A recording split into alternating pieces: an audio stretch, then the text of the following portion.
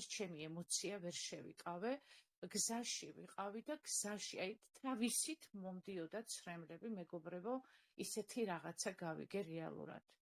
ალბათო მანანა თუ შეიძლება გამოგვეხმაურეთ თუ აქ ბრძანდებით. დიახ, ალბათო ნანა აქ ვარ.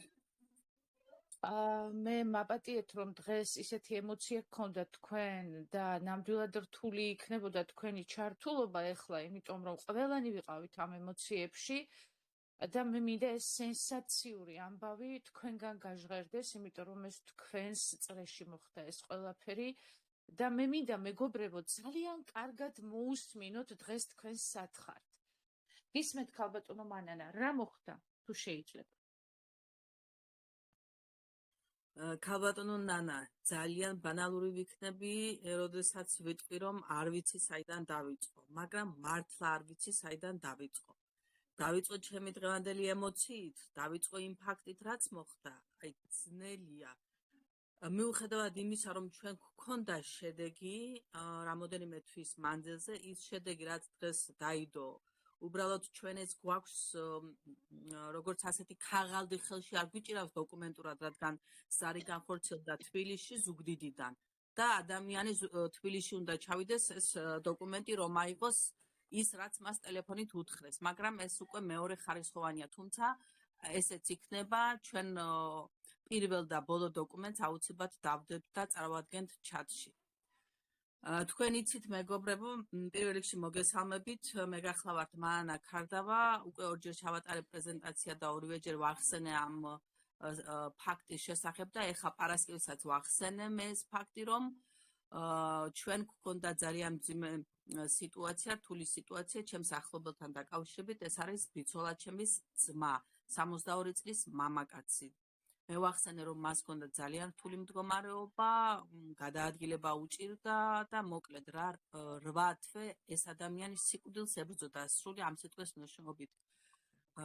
შეიძლება ეს პირადული საკითხია და არასწორი იქნება ჩემის მხრიდან გაჟღერება, მაგრამ მას თვითმკვლელობაზეც კი უფიქრია, იმდენად მძიმე იყო მამაკაცისთვის იმ გაუსაძლისი ტკივილის გაძლება, რაც მას ჰქონდა. და რა იყო მოკლედ რომ აღვნიშნო იმ ადამიანებისთვის, რომლებიც ახლები არიან და არ იციან რასთან გვაქვს საქმე. ამ ადამიანს ჰქონდა ყურის შემდეგ დიაგნოზის შემდეგ დადგინდა, რომ ყურში შიგნით ავთვისებიანი ეს თურქეთში დასმული დიაგნოზია, რომელიც უпростоრეთ ჯერ თბილისში დაისვა და შემდეგ თურქეთში გადამოწმდა და დადასტურდა. ავთვისებიანი სიმსივნე მეოთხე სტადიის აგრესიულ ფორმებში. აი, ყოველი სიტყვა მე ჩემი თვალით წავიკითხე ეს დიაგნოზი და ამიტომ ვამბობ ამას ხმამაღლა, რაც მე წავიკითხე. ყოველი სიტყვის წარმოთქმა მიჭირს ავთვისებიანი სიმსივნე მეოთხე სტადია აგრესიულ ფორმებში. თქვენ წარმოიდგინეთ, ამის იქით რა უნდა იყოს და რაც თქვენ წარმოიდგინეთ, აი იმას ელოდნენ. მაგრამ მოხდა ისე, რომ ამ ადამიანმა ჩვენი პროდუქტის მიღება დაიწყო 20 აპრილს. სულ გავიდა 3 თვე ნახევარი.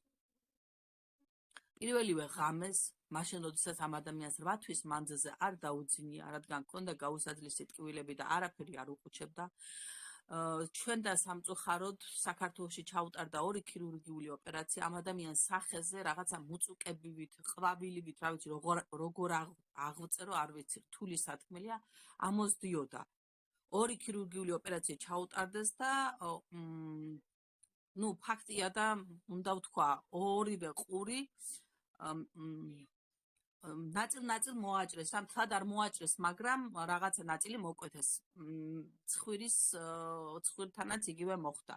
და მესამედ, როდესაც წარბზე და ლოყაზე ამოუვიდა, ისევ რომ მივიდა ექიმთან, უთხრეს, რომ ყავქირურგიული ოპერაცია იყო საჭირო და ამ ადამიანმა კატეგორიული უარი განაცხადა. აი, მოვკვდები ისე როგორც დავიბადე რა, უკვე არა, ამდენი მიჭრა-მოჭრა და ექსპერიმენტების ტარება არაო. და როდესაც არ საიდან არ იყოს საშველი და ადამიანი გადადებული იყო, აი მართლა გადადებული იყო, ოჯახის წევრები უკვე ყველაფერს ელოდნენ. მიიღო ამ პროდუქტის, უბრალოდ გადაწყვიტა ამ პროდუქტის მიღება, გაიცა დანიშნულება ჩვენი პროფესორების მიერ, თქვენ იცით ესენი ვინ არიან, და ეს ადამიანი ღებულობდა 10 სხვადასხვა ქალბატონო მანენა ერთი წამით ბოდიშით გაგაწყვეტი, ფაქ შეიძლება სტუმრებიც არიან, ბევრმა არ იცის ვინ არიან პროფესორები და ცოტა გამმარტავ, ხო? ესენი არიან ბატონებო და ქალბატონებო, ესენი არიან ცოლ-ქმარი ბატონი და ქალბატონი გუტკინები, ლიზა გუტკინი და რაიან გუტკინი, ესენი არიან მედიცინის მეცნიერებათა დოქტორები, ძალიან ცნობილი ადამიანები, მსოფლიოში ცნობილი ადამიანები და ასევე თანადამაარსებლები ამ კომპანიის. და ამ პროდუქტის, რომელზეც ვსაუბრობთ, სწორედ ამათმა იმუშავეს ამ პროდუქტზე და ამათმა შექმნეს ეს პროდუქტი.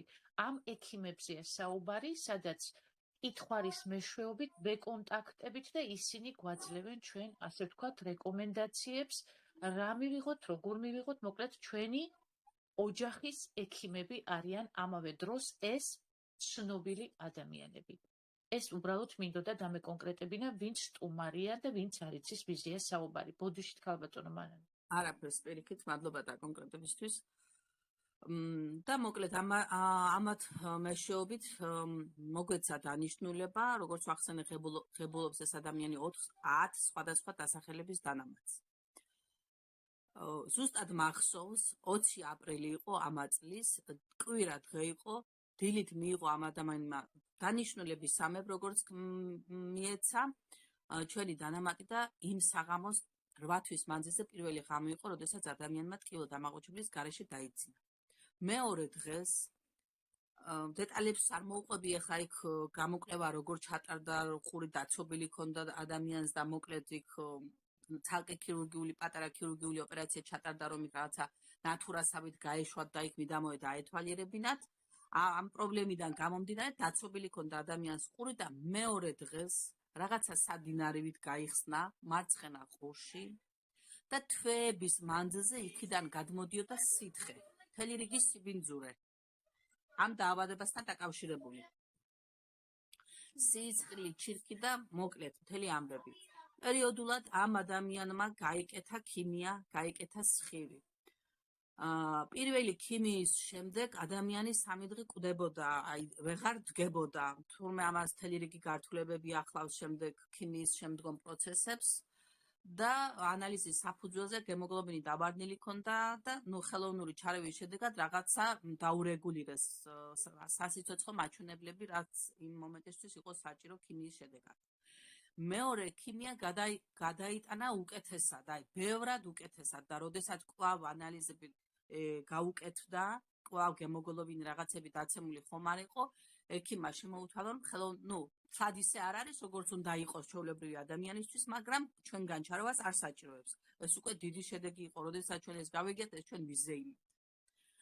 მესამე ქიმიის დროს, ეხა უკვე თავისი ფეხით მარტოდ არის ეს ადამიანი ზუგდიდიდან თბილისამდე, ამ ქიმიის ჩასატარებლად. და თქვენ იცით, ყოველ შემთხვევაში ყველას გვაქვს გაგებული, რომ ქიმიის ჩატარება რამდენად მტკივნეულია ორგანიზმისთვის, ხო, რა ცუდი პროცესია. მაგრამ მარტო უმკლავდებოდა, უკვე იმდენად მოღონიერდა ეს ადამიანი. ექიმმა უთხრა, შენ მესამე ქიმიის დროს, შენ ისეთი ანალიზები გაქვს და ისეთი მაჩვენებელი, რას ღებულობ? ამ ადამიანმა უთხრა, არაფერს არ ღებულობო. არაო, შენ მე ვერ მომანტყუებ, რაღაცას ღებულობო. საშველი აღარ იყო და მაგაცმა ხუმრობით უთხრა, ხილბოსნეული მიყვარს ძალიან და მაგას ჭამო რა, ცოტა ესეთი სიტყვა, ჭამო. კარგიო, მაშინო ჭამეო. კარგი არისო შენი ხილბოსნეული და ამით გამოიწურა მათი საუბარი. ამის შემდეგ ამ ადამიანს საერთო ჯამში გაუკეთ, ზუსტად არ ვიცი და ვერ მოგატყვევთ, მაგრამ გადაიღო პირველი კატე, როდესაც დაიწყო მკურნალობა, თვითონ ქიმია და იმ დროს ჩვენი პროდუქცია როცა მიეშველა. მეორე კატე გადაიღო და გასულ კვირას, თავარი სათქმელი რაც არის დღევანდელი ჩემი, გასულ კვირას გადაიღო კატე და დღეს დარეკეს თბილისში და აბა რა გაიგონეს ყურმილს იქითა მხრიდან. არავით არის სიმსივნური წანაზარდი, მეგობრებო, ყველაფერი ალაგებულია.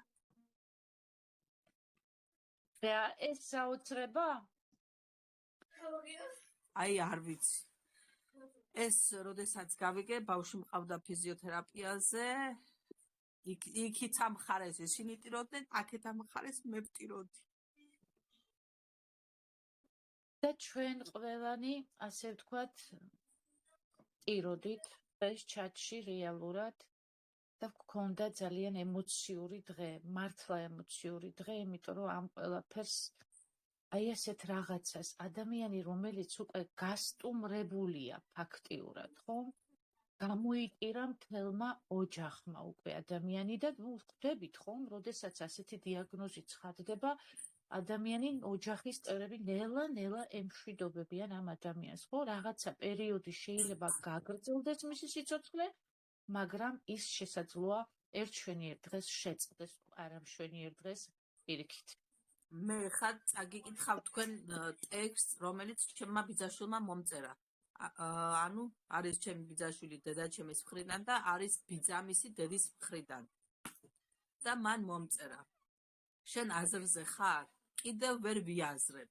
მანანა, კაცს სიცოცხლე შევუნარჩუნეთ. მიცვალებული გავაცოცხლეთ, სრულიად ამ სიტყვის მნიშვნელობით. აი რას წერს და ან როგორ არ უნდა იტირო, ან გაცდებში როგორ არ უნდა იყო, ან არ ვიცი როგორ არ უნდა გიკვირდეს ამ სასწაული ბიოდანამატების, როგორ არ უნდა იყო მადლიერი, როგორ არ უნდა იყვირო. რამდენჯერ მithქვია ჩვენ 3 მილიონ ნახევრიან პატარა საქართველოს, რომელიც ყველანაირად რომ საუკეთესოა, მაგრამ ამავდროულად გაჭირვებული ფინანსურად, ეკონომიურად, ჯანმრთელობის მხრივ, როგორ არ უნდა გააგებინო და მეგაფონით ხელში როგორ არ უნდა უყვიროდეთ ამ კომპანიის შესახებ. აი არ ვიცი მეგობრებო, დღეს მოშლილი ვარ მთელი დღე. ძალიან ემოციურია მართლაც. ძალიან სასიხარულო რა თქმა უნდა ეს ამბავი